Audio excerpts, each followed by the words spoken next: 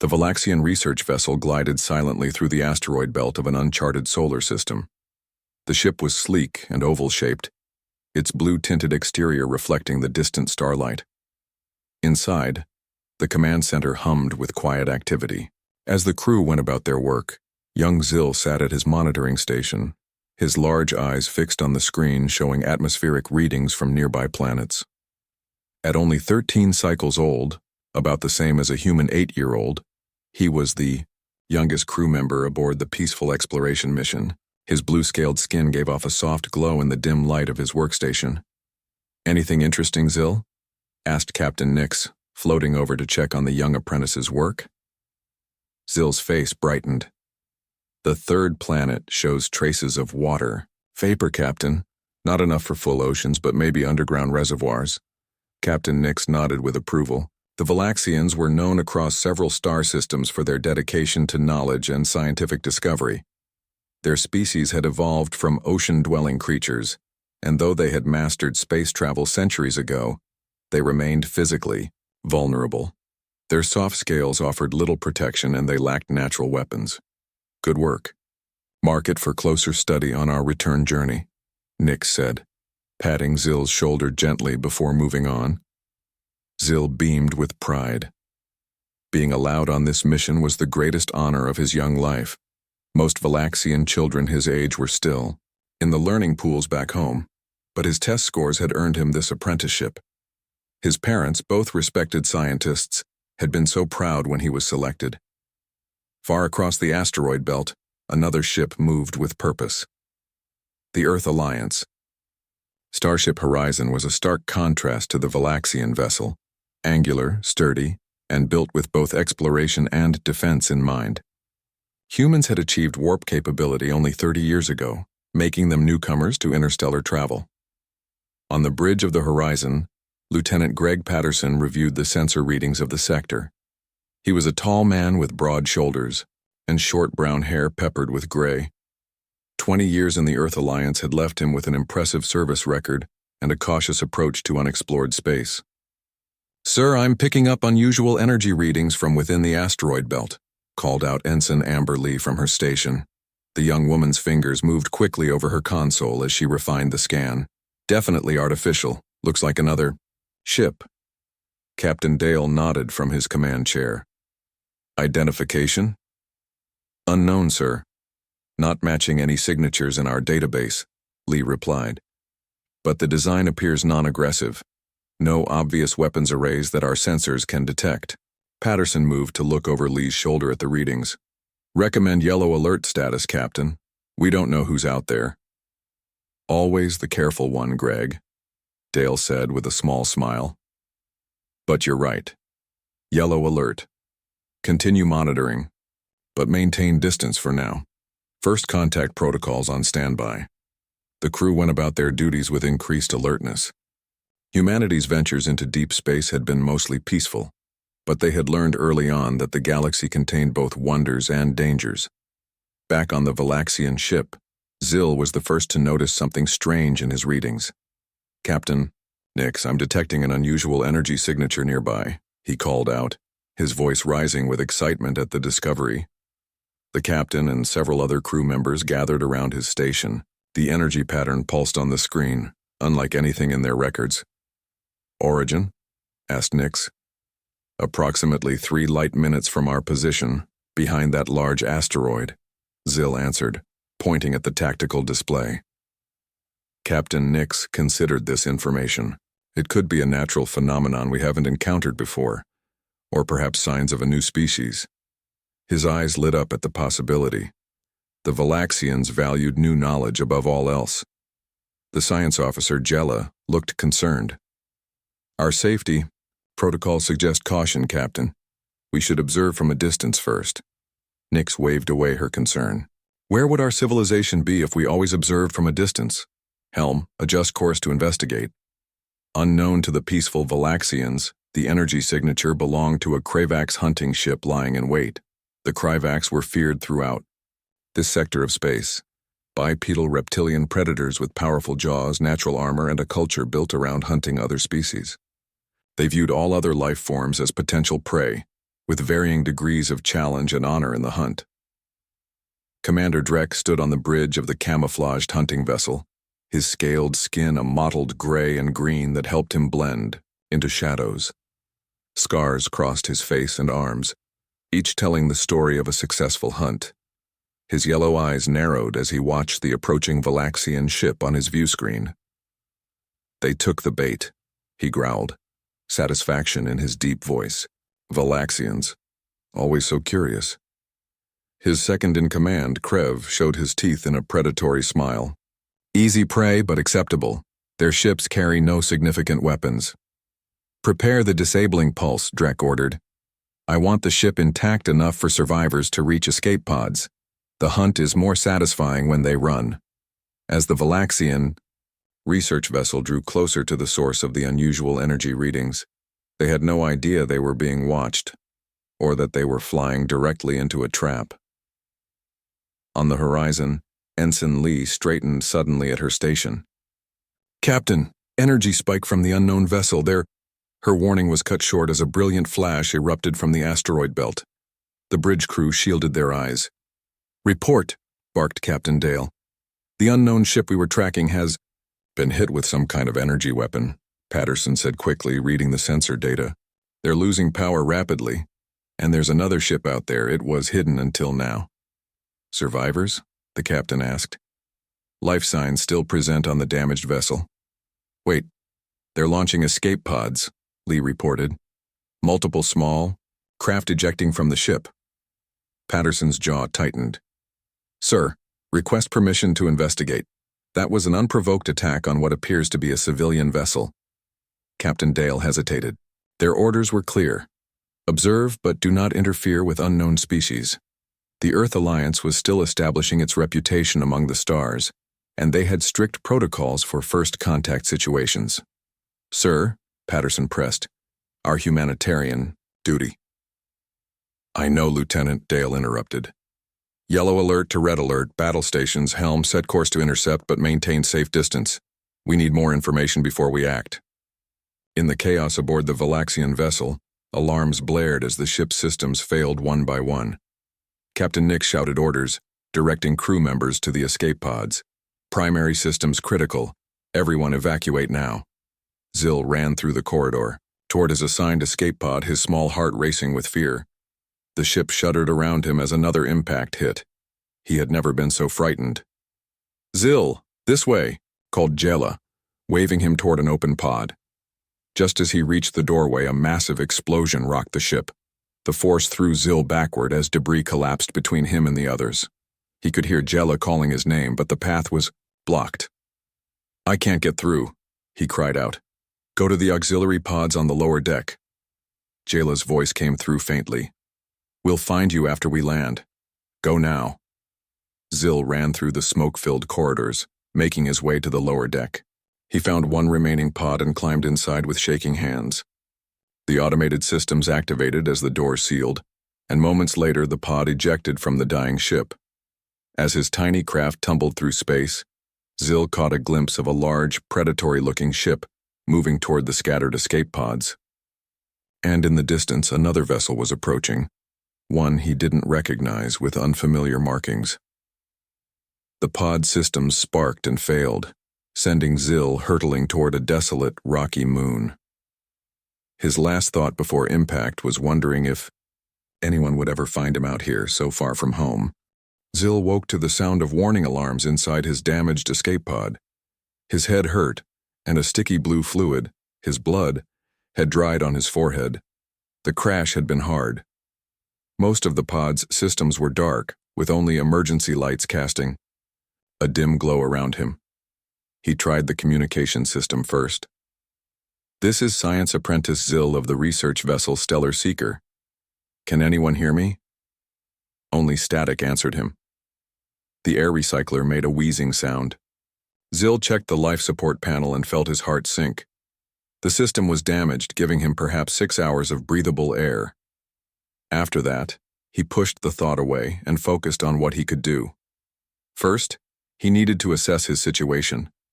The external camera still worked, showing the barren, rocky landscape of the moon where he had crashed.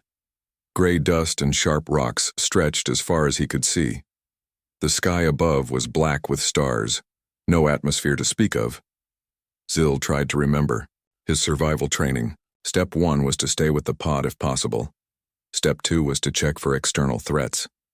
Step 3 was to repair communications if damaged. He gathered his courage and tried the door release. It opened with a hiss, revealing the alien landscape. Zill stepped out carefully, his blue scales automatically brightening to provide light. The moon had a thin atmosphere, just enough that he wouldn't instantly die, but not enough for comfortable breathing. Each breath felt like trying to inhale through a thick cloth. Got to find something to boost the signal, he gasped, moving back to the pod to retrieve the emergency toolkit. Several kilometers away, the Kryvax hunting ship landed silently on the moon's surface. The loading ramp extended and 6 hunters stepped out, led by Commander Drek. Each wore minimal armor. They preferred to rely on their natural advantages during hunts. Spread out. Find the Valaxian pod, Drek ordered. Remember the young. One is mine to claim first. The hunters activated their tracking devices and moved across the rocky terrain with practiced stealth. To them, this wasn't merely about food. It was about tradition, honor, and the thrill of pursuit. Commander, called one hunter named Varric, tracks lead this way. Impact crater suggests the pod hit hard, prey likely injured. Drek nodded with satisfaction. Even better. An easy first hunt of the season. The hunters moved forward, their powerful legs carrying them quickly across the lunar surface. Their species had evolved as pursuit predators, capable of maintaining a steady pace for hours without tiring. Distance was no protection for their prey. Meanwhile, aboard the Earth Alliance ship Horizon, Lieutenant Patterson prepared a rescue shuttle. Captain Dale had finally authorized a limited intervention after detecting multiple distress signals from the escape pods. "Remember your orders, Lieutenant," Dale said firmly. "Humanitarian aid only. No unnecessary engagement with either party." Patterson nodded as he checked his sidearm. "Understood, sir." "Why are you bringing weapons on a rescue mission?" Dale asked with a frown. "With respect, Captain, something attacked that ship without provocation. Until we know what we're dealing with, I prefer to be prepared." Patterson holstered the weapon. "Better to have it and not need it." Dale sighed. "You and your 20th century military philosophies. Fine, but keep it holstered unless absolutely necessary." Ensign Amber Lee joined Patterson at the shuttle. She carried medical supplies and scanning equipment. "All set, Lieutenant. I've programmed the sensors to detect any life signs once we're on the surface." "Good. Let's move out." Patterson activated the shuttle systems, and moments later they detached from the horizon, heading toward the moon where one of the distress signals had been detected. As they entered the moon's thin atmosphere, Lee studied her scanner. "Sir, I'm picking up multiple life signs. One small one, probably our target from the damaged ship. But there are others converging on its position." Patterson's expression hardened. "How many?" 6 larger life forms. Moving with purpose, their biological signatures are predatory. Lee looked up with concern.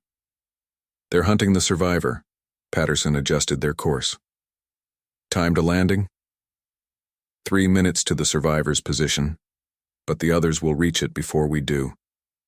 Then we'll have to be quick.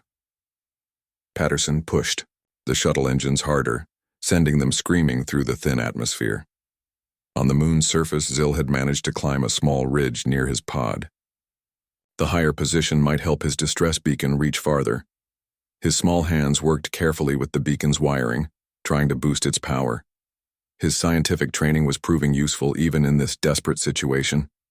Just need to reroute power from the auxiliary systems, he whispered to himself, finding comfort in talking through the process.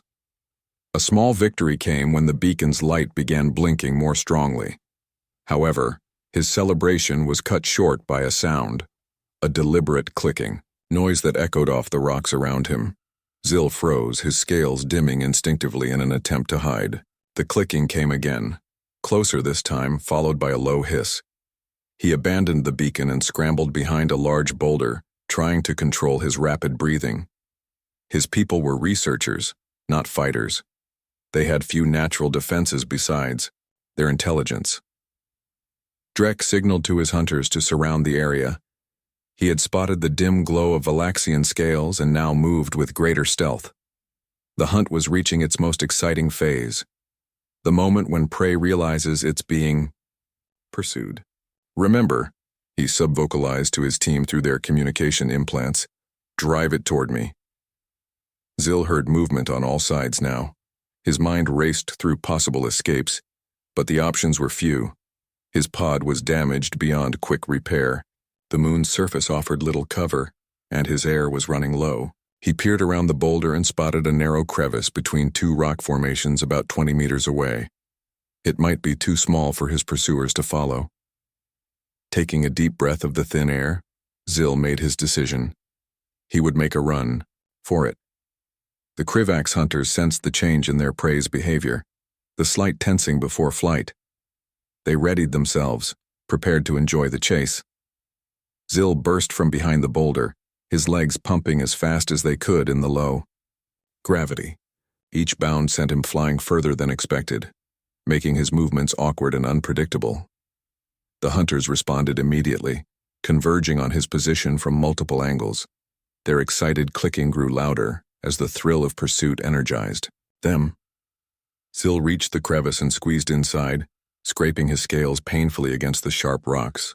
The space narrowed as he pushed deeper, until he could go no further. He pressed his back against the rock wall, trying to make himself as small as possible. Outside, he could hear the hunters arriving, their heavy breathing and clicking communications sending chills through his small body. A shadow fell across the entrance to the crevice as one of them peered inside. Yellow eyes gleamed in the darkness, locking onto Zil's position.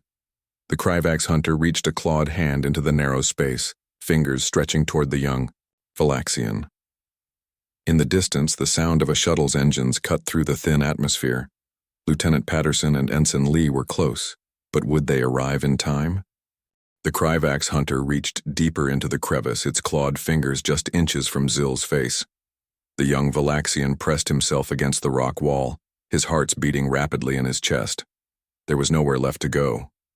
"Come out, little one," the hunter growled in a language Zil couldn't understand. But the meaning was clear from the hungry look in those yellow eyes. Zil's blue scales glowed brighter with fear, an instinctive response he couldn't control. This only made him more visible to his pursuer. The clawed hand stretched further, brushing against Zil's foot. With a sudden jerk, the hunter grabbed Zil's ankle and pulled. Sharp pain shot through Zil's leg as he was dragged across the rough stone floor of the crevice. He tried to grab onto something, anything, but the rock slipped through his fingers. In seconds, he was yanked out into the open, dangling upside down as the Krivax hunter held him by one leg. Zil's terrified face was level with the hunter's, a chest. He looked up to see rows of sharp teeth as the creature's mouth opened in what might have been a smile. Commander Drek approached, his scarred face showing approval. The other hunters formed a circle around them, a traditional formation for a successful hunt. Drek spoke in their language, and though Zil couldn't understand the words, the ceremonial nature of the moment was obvious. The commander was claiming first rights to the prey. The hunter holding Zil lifted him higher, presenting him to Drek. The commander drew closer, his yellow eyes studying the young Valaxian with cold interest. He reached out one clawed hand to touch Zil's face, turning it from side to side as if inspecting produce at a market. "Young," Drek said in his own language. "Tender. A good start to the hunting season." Zil trembled in the hunter's grip. He could barely breathe in the thin atmosphere, and terror made it even harder. He thought of his parents back home, how they would never know what happened to him. He thought of his captain and crew, wondering if they had survived. Most of all, he wondered why these creatures wanted to hurt him when he had done nothing to them. Drek stepped back and gave a signal. The hunter holding Zil lifted him higher, then positioned him so that his neck was exposed. The young Valaxian closed his eyes, not wanting to see what came next. The sound of engines grew suddenly louder, and a bright light washed over the scene. The hunters looked up, momentarily distracted by the approaching shuttle. It came in fast and low, kicking up dust as it set down less than 100 meters away. "What is this?" Drek snarled, annoyed by the interruption of the ritual. Inside the shuttle, Patterson and Lee had a clear view of what was happening through the forward viewport. "Those reptilian creatures have a child," Lee said, her voice tight with urgency. "They're going to kill it." Patterson was already moving. "Stay behind me, keep your translator ready, and be prepared to run back to the shuttle with the kid." He checked his sidearm and headed for the airlock. "Sir, protocol says we should—" "I know what protocol says," Patterson cut her off. "And I know what's right, let's move." They exited the shuttle, breathing masks covering their faces in the thin atmosphere.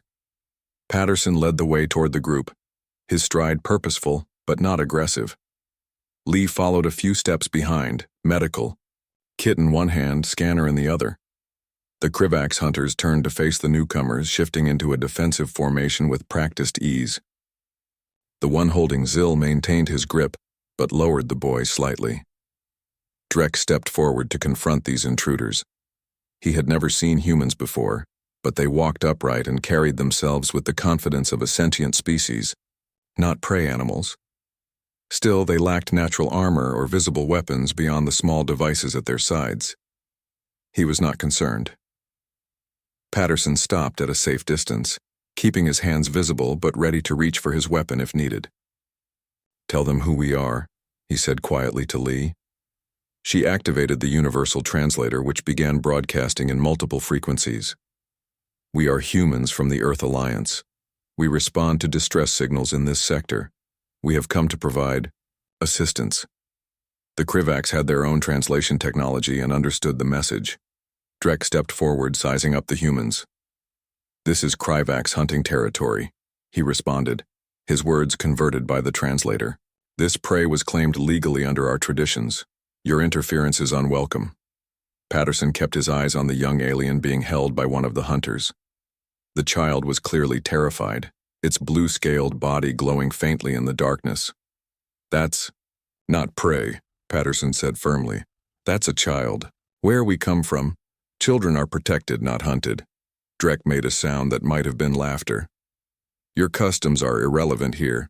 We have hunted in this sector for generations. All lesser species are potential prey." "Let the child go," Patterson said, his voice dropping to a dangerous calm. "We'll take it with us and you can continue your hunt elsewhere." The hunter holding Zill looked to Drek for instruction. The commander gave a slight headshake. No, he was not going to surrender their prize to these unknown creatures. "This discussion is finished," Drek declared. "Leave now, or become part of the hunt yourselves." Patterson's hand moved slightly closer to his weapon. "Last chance.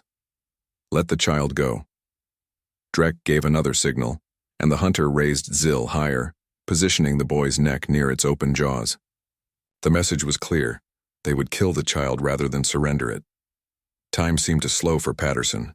Years of military training took over. In one fluid motion, he drew his sidearm and fired a single shot.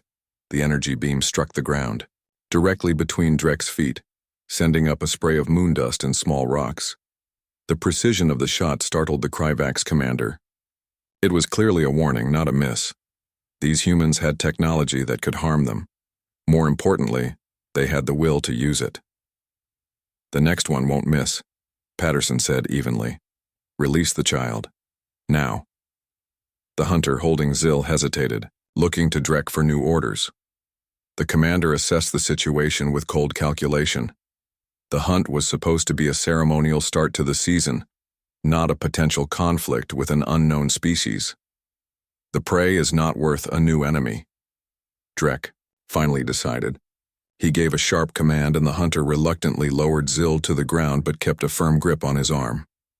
Lee stepped forward, medical scanner in hand. "The child needs medical attention. Its life signs are weak in this atmosphere."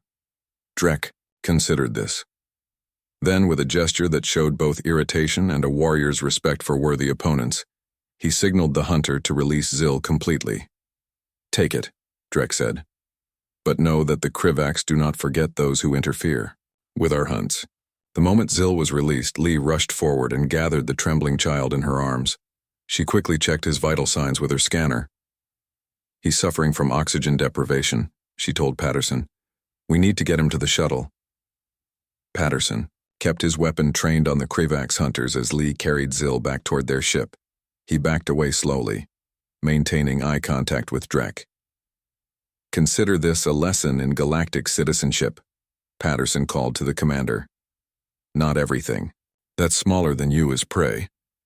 Once they reached the shuttle, Patterson sealed the airlock behind them. Lee had already placed an oxygen mask over Zill's face and was treating his injured ankle. The young Valaxian's eyes were wide, shifting between the two humans with a mixture of fear and wonder. "You're safe now," Lee told him gently, though she knew he probably couldn't understand her without the translator. "We're going to take you somewhere safe." Patterson started the launch sequence. Outside, the Kravax hunters watched the shuttle lift off, their hunt interrupted but not forgotten. Drek's eyes narrowed as he watched the ship disappear into the black sky. "Humans," he said, testing the new word. "We will remember." The shuttle docked with the horizon and medical staff were waiting when the airlock opened. Patterson stepped out first, followed by Lee carrying the small blue-scaled alien child. "What happened down there, Lieutenant?" Captain Dale asked, his eyes widening at the sight of Zill. "We found him being attacked by predatory aliens, sir," Patterson replied. "They were about to kill him. We intervened." Dale's expression darkened. "We'll discuss your interpretation of humanitarian aid only later. For now, get the child to medical." The medical team guided Lee toward the infirmary, bringing Zill with them. The young Valaxian looked around with wide, frightened eyes at the strange environment and unfamiliar beings. Every person, every object, every sound was new and potentially dangerous. In the ship's infirmary, Dr. Alan Wells scanned Zill with various medical devices, trying to understand his biology. Lee stayed close, having formed a protective bond with the child. "His oxygen levels are stabilizing," Dr. Wells reported. "Physiology is fascinating. Dual cardiovascular systems, respiratory structures unlike anything I've seen. But he seems to be recovering well." Zill watched them nervously, unable to understand their words. Lee noticed his distress and motioned to the doctor to bring the universal translator. When it was activated, she spoke gently. "You're safe now. We won't hurt you. My name is Amber. This is Dr. Wells. We're humans from Earth." The translator converted her words into sounds Zill could understand. His eyes widened even further. "I am Zill," he responded hesitantly. "Science apprentice from the Valaxian research vessel Stellar Seeker. Where is my ship, my captain?" Lee glanced at the doctor before answering. "We detected several escape pods from your ship. Our vessel is searching for survivors now. We found you first because your pod crashed on that moon." Zill nodded slowly. "The Kravax attacked us. They are hunters. They see other species as prey." His voice trembled. "They were going to eat me." "Well, they didn't," Lee said firmly. "And they won't. You're under our protection now." Patterson entered the infirmary, having completed his initial report to the captain. He approached Zill's bed and gave the child a reassuring smile. "How's our guest doing?" he asked Dr. Wells. "Physically, he'll be fine. Minor injuries, some respiratory distress from the moon's thin atmosphere, but nothing permanent." Patterson nodded, then turned to Zill. "I'm Greg Patterson. I'm the one who—" "You saved me from the Kravax," Zill interrupted, his translator converting his words. "Why? You didn't know me. I'm not human." The question caught Patterson off guard. It seemed so obvious to him that saving the child was the right thing to do, but he realized it might not be obvious to someone from another culture. "Where I come from," he explained. "Protecting children is one of our highest values. All children, not just human ones. It's just what we do." Zill considered this.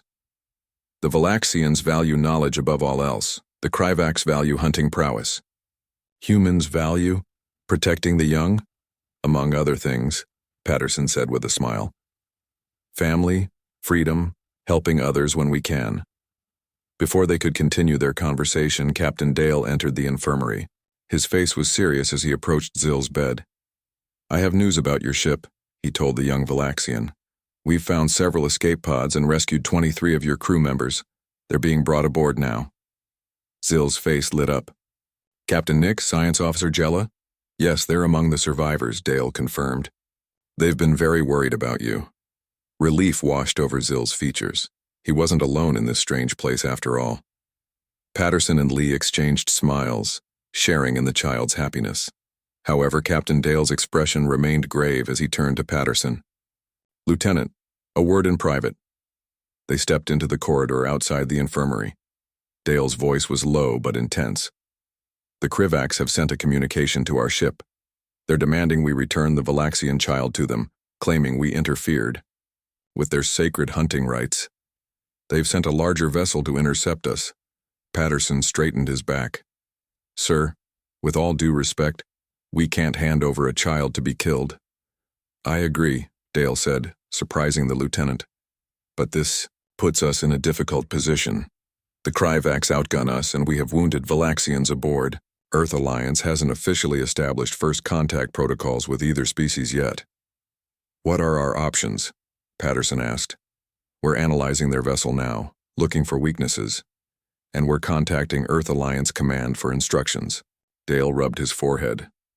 "But communications take time and the Krivaks are closing in. We may have to make decisions before we get official orders." Patterson nodded grimly. "I understand, sir. But I stand by what I did down there." "I know you do." Dale placed a hand on Patterson's shoulder. "Between us, I would have done the same thing. But now we have to deal with the consequences." Inside the infirmary, Zill was explaining Valaxian culture to Lee and Dr. Wells. Despite his young age, he was highly educated and articulate, a product of his species' focus on learning. "Our earliest ancestors lived in ocean depths," he told them. "We developed intelligence as a survival strategy because we lacked physical defenses. Knowledge became our most important resource." Lee was fascinated. "And you're a science apprentice? At your age?" Zill's scales rippled with what might have been pride. "I showed aptitude in biological sciences very young. My test scores qualified me for the apprentice program." Their conversation was interrupted when the ship's alarm system activated. Red lights flashed in the corridor, and a computerized voice announced, "All crew to battle stations. Unidentified vessel approaching. This, is not a drill." Dr. Wells quickly moved to secure loose equipment in the infirmary. Lee stood up, torn between her duty station and staying with Zill. "What's happening?" Zill asked, fear returning to his voice. Before Lee could answer, the door opened, and Captain Nix rushed in, followed by Science Officer Jella. They hurried to Zill's bed, their blue scales glowing with emotion. "Young one, you're alive," Nix exclaimed, placing his hands gently on Zill's shoulders. "When your pod disappeared from our sensors, we feared the worst." "Captain!" Zill cried out, his fear momentarily forgotten as he recognized his people. "The humans saved me from the Krivaks." Jella looked at Lee with deep gratitude. "Then we owe them a debt that cannot be measured." Captain Dale's voice came through the ship's communication system. "Lieutenant Patterson to the bridge immediately. Krivak's vessel has locked weapons on our position. All non-essential personnel to secure areas." Lee gave Zill's hand a quick squeeze. "I have to go now. Stay with your people. You'll be safe." As she rushed out of the infirmary, Zill called after her. "But what about you? Will you be safe from the Krivaks?" The question hung in the air, unanswered as the ship prepared for possible conflict. The Horizon had saved one child, but now an entire crew, both human and Valaxian, might pay the price for that act of compassion. Patterson sprinted onto the bridge of the Horizon, where Captain Dale stood staring at the main view screen. A massive Krivaks vessel loomed there, at least 3 times the size of the Earth Alliance ship. Its design resembled a predatory animal, with sharp angles and weapon ports that looked like teeth. "Situation report?" Patterson asked, taking his station.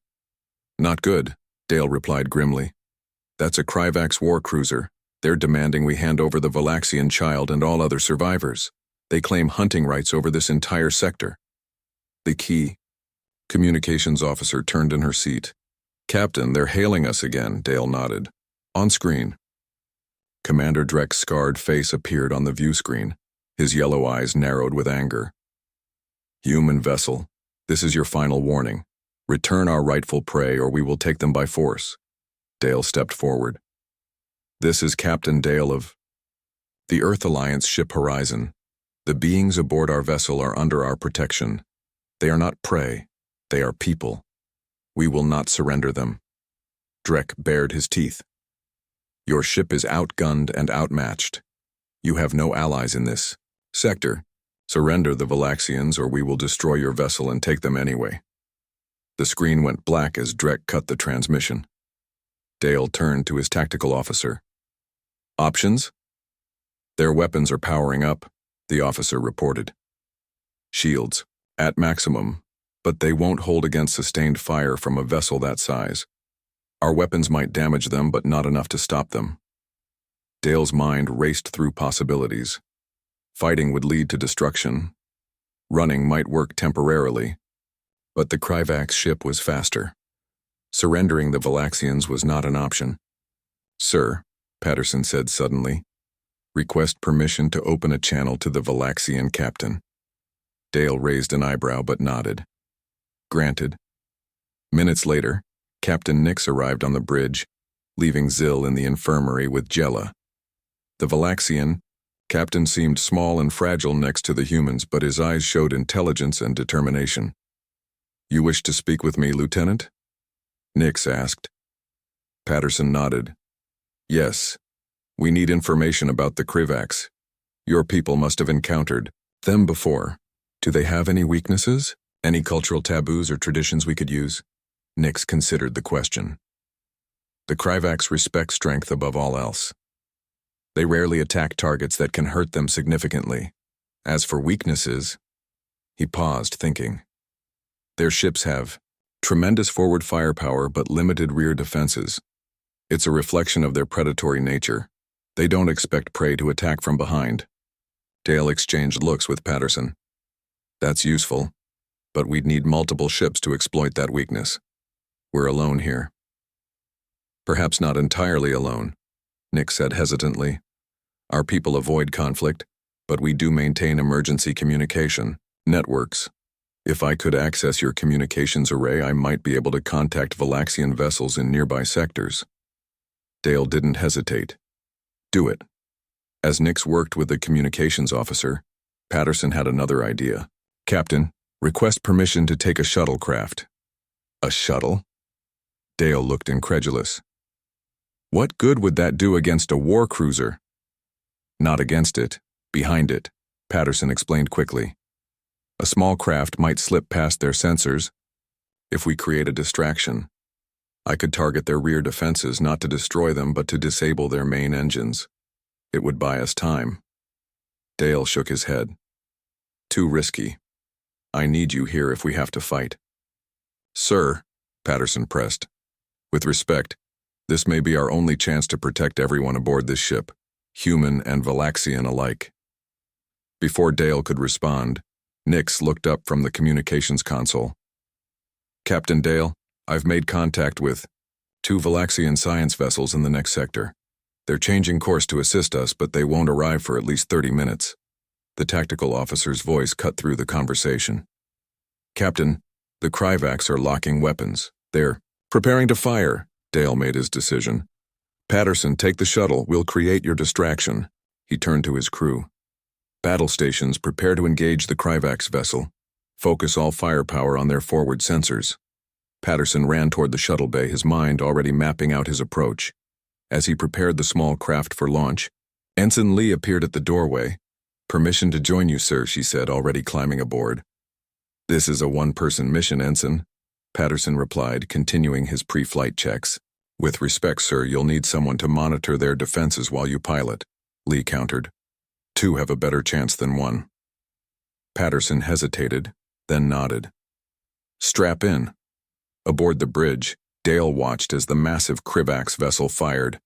Its first warning shot, a blast that passed just over the Horizon's bow. Return fire, Dale ordered. All forward weapons. Give Patterson his distraction. The Horizon's weapons blazed, striking the Kryvax ship's forward shields. The damage was minimal, but it had the desired effect. The war cruiser adjusted position, focusing all attention on the human vessel. In the infirmary, Zil felt the ship shudder as weapons fire struck the shields. Dr. Wells and Jela tried to keep him calm, but the young Valaxian couldn't stop thinking about the humans who had risked everything to save him. "They're fighting because of me," he said quietly. Jela placed a gentle hand on his shoulder.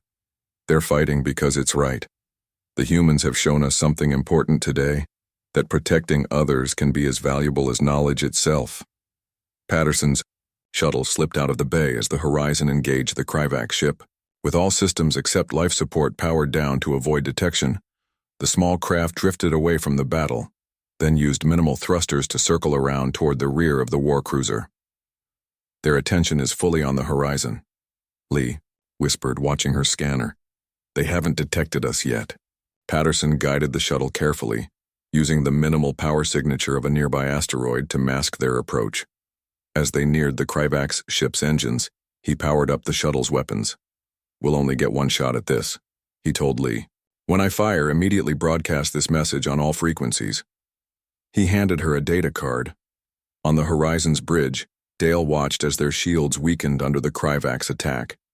"Status of the Valaxian reinforcements?" "Still 20 minutes out, sir," the communications officer replied. "We may not have 20 minutes," Dale muttered. Suddenly, the tactical officer straightened in his seat. "Sir, energy spike at the rear of the Kryvax vessel."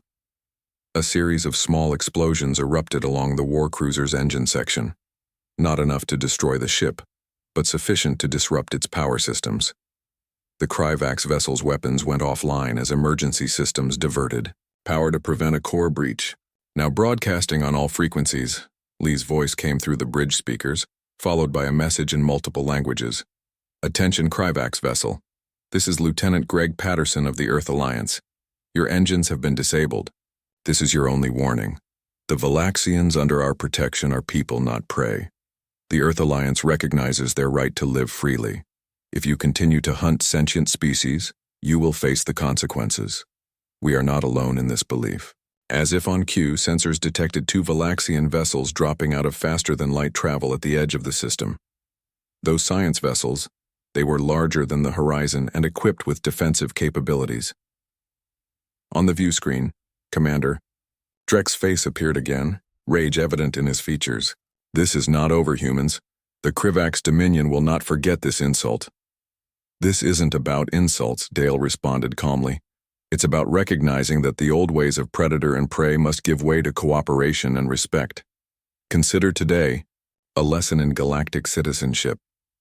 The Kryvax vessel slowly turned away, its damaged engines limping toward the edge of the system.